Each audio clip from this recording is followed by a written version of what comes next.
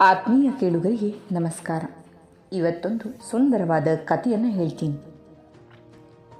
ನಿಮ್ಮ ಹಾಗೆ ಮಧ್ಯಮ ವರ್ಗದ ಮನುಷ್ಯನೊಬ್ಬನಿದ್ದ. ಮನುಷ್ಯ ಅಂದಮೇಲೆ, ಅದರಲ್ಲೂ ಮಧ್ಯಮ ವರ್ಗದವನು ಅಂದಮೇಲೆ ಕಷ್ಟಗಳು ಬರಲೇಬೇಕಲ್ಲ. ಬಂದು ಸಾಕಷ್ಟು ಬಂದು ಅವನಿಗೆ ಜೀವ ಭಾರವಾಗಿ ಹೋಯಿತು.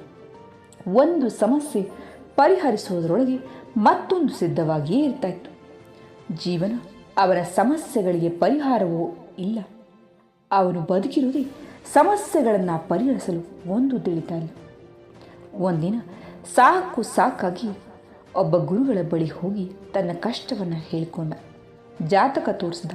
ಅವರು ಎಲ್ಲವನ್ನ ನಿಧಾನವಾಗಿ ಕೇಳಿ ಜಾತಕವನ್ನು ಪರೀಕ್ಷಿಸಿ ಹೇಳಿದರು, ನಿಮ್ಮ ಕಷ್ಟಗಳ ಸರಮಾಲೆಗೆ ಕಾರಣವಿದೆ. ನೀವು ಧಾರ್ಮಿಕ ಜೀವನವನ್ನು ನಡೆಸುತ್ತಿಲ್ಲ.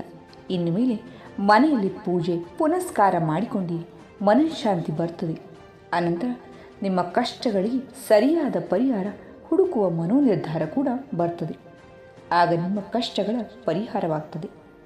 ಮೊದಲಿಗೆ ನೀವು ಗಣೇಶನ ಪೂಜೆ ಮಾಡಿ ಒಂದು ಸುಂದರವಾದ ನಿಮ್ಮ ಮನಸ್ಸಿಗೆ ಒಪ್ಪುವ ಗಣೇಶನ ವಿಗ್ರಹವನ್ನು ಕೊಂಡುಕೊಂಡು ಅದನ್ನು ಮನೆಯಲ್ಲಿ ಪ್ರತಿಷ್ಠಾಪನೆ ಮಾಡಿ ದಿನಾಲೂ ತಪ್ಪದೆ ಪೂಜೆ ಮಾಡಿ. ಇಷ್ಟು ಹೇಳಿದ್ದಲ್ಲದೆ ಒಂದು ಸರಿಯಾದ ಮಂತ್ರವನ್ನು ಹೇಳಿದರು. ಈತ ಉತ್ಸಾಹದಿಂದ ಮರುದಿನವೇ ಸುಂದರವಾದ ದೊಡ್ಡದಾದ ಗಣೇಶನ ವಿಗ್ರಹವನ್ನು ಕೊಂಡು ತಂದ. ಪೂಜೆಯ ಮನೆಯನ್ನು ಶುದ್ಧಿಗೊಳಿಸಿ ಸುಣ್ಣ ಬಣ್ಣ ಮಾಡಿಸಿದ. ಅಲ್ಲಿ ಗಣೇಶನನ್ನು ಪ್ರತಿಷ್ಠಾಪಿಸಿದ. ಗುರುಗಳು ಹೇಳಿದ ಮಂತ್ರವನ್ನು ಸರಿಯಾಗಿ ಪಠಿಸಿದ. ದೀಪ ಧೂಪಗಳನ್ನು ಹಚ್ಚಿದ. ಪೂಜೆ ಸಾಂಗವಾಗಿ ನಡೆಯಿತು. ಮನಸ್ಸಿಗೆ ತೃಪ್ತಿಯಾಯಿತು. ದಿನಾಲು ಪೂಜೆ ನಡೆಯತೊಡಗಿತು. ಈತ ಭಕ್ತಿಯಿಂದ 5 ವರ್ಷ ಪೂಜೆ ಮಾಡಿದ. ಮನಸ್ಸಿಗೆ ಸಂತೋಷವೇನು ಆಗ್ತಾ ಇತ್ತು. ಆದರೆ ಕಷ್ಟಗಳು ಕಡಿಮೆ ಆಗಲಿಲ್ಲ. ಯಾಕೋ ಗಣೇಶ ಕೃಪೆ ಮಾಡಲಿಲ್ಲ ಅಂತ ಬೇಜಾರು ಪಟ್ಕೊಂಡ.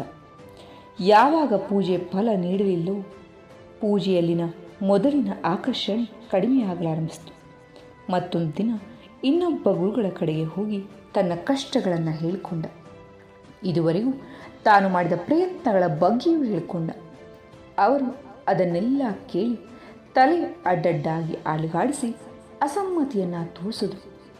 ನೀವು ಹೀಗೆ ತಪ್ಪು ಮಾಡಿಯೇ ಕಷ್ಟಗಳನ್ನು ಎದುರು ಹಾಕೋತಿದ್ದೀರಿ. ನಿಮ್ಮ ಜಾತಕದ ಪ್ರಕಾರ ಗಣೇಶನ ಪೂಜೆ ನಿಮಗೆ ಫಲಪ್ರದವಲ್ಲ. ನೀವು ದುರ್ಗೆಯ ಪೂಜೆ ಮಾಡಬೇಕು. ಅದರಿಂದ ಖಂಡಿತವಾಗಿಯೂ ಕಷ್ಟಗಳಿಂದ ಬಿಡುಗಡೆ ಆಗ್ತದೆ ಅಂದರು.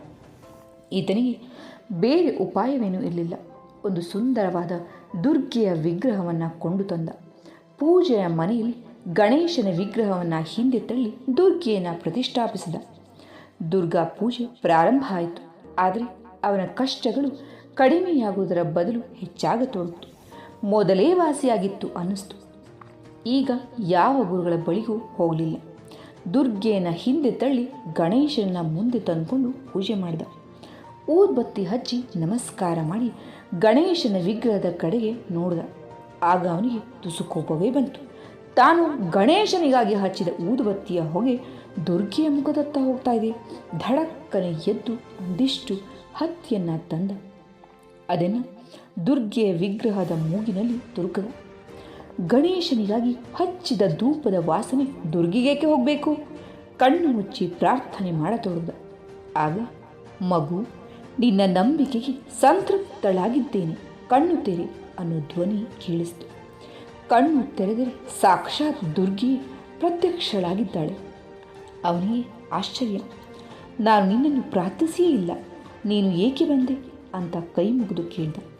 ಆಕೆ ಹೇಳಿದ್ಳು, ಇದುವರೆಗೂ ನಮ್ಮಿಬ್ಬರನ್ನು ನೀನು ಕೇವಲ ಮೂರ್ತಿಯಾಗಿ ಪೂಜಿಸುತ್ತಾ ಇದ್ದೆ. ಇಂದು ಮೊದಲನೆಯ ಬಾರಿಗೆ ನಾನು ಜೀವಂತ ಚೈತನ್ಯ ಎಂಬಂತೆ ನನ್ನ ಮೂಗಿಗೆ ಹತ್ತಿ ಸೇರಿಸಿದೆಯಲ್ಲ, ಆ ನಂಬಿಕೆ ನಿನ್ನನ್ನು ಕಾಪಾಡ್ತದೆ ಅಂತ ಹೇಳಿ ಆಶೀರ್ವದಿಸಿದ್ಲು. ಆತ್ಮೀಯರೇ, ಇದೆಷ್ಟು ಅರ್ಥಪೂರ್ಣ ಕತೆ ನೋಡಿ. ಬರೀ ವಿಗ್ರಹದ ಪೂಜೆಯಿಂದ ಏನೂ ಆಗೋದಿಲ್ಲ. ಅದರ ಮೇಲೆ ನಮಗೆ ಅಚಲವಾದ ನಂಬಿಕೆ ಇರಬೇಕು. ನಂಬಿಕೆ ಬಲವಾದರೆ ಅದೇ ದೇವರಾಗ್ತದೆ. ಬಯಸಿದ್ದು ಸಾಧನೆಯಾಗ್ತದೆ.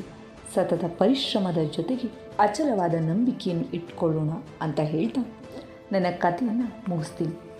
ಮೊದಲನೇ ಬಾರಿಗೆ ನೀವು ನಮ್ಮ ಚಾನಲನ್ನು ನೋಡ್ತಾ ಇದ್ದರೆ ತಪ್ಪದೇ ಸಬ್ಸ್ಕ್ರೈಬ್ ಮಾಡಿ. ಇಷ್ಟ ಆದರೆ ಲೈಕ್ ಮಾಡಿ, ಶೇರ್ ಮಾಡಿ. ಕೇಳಿದ್ದಕ್ಕೆ ಧನ್ಯವಾದ.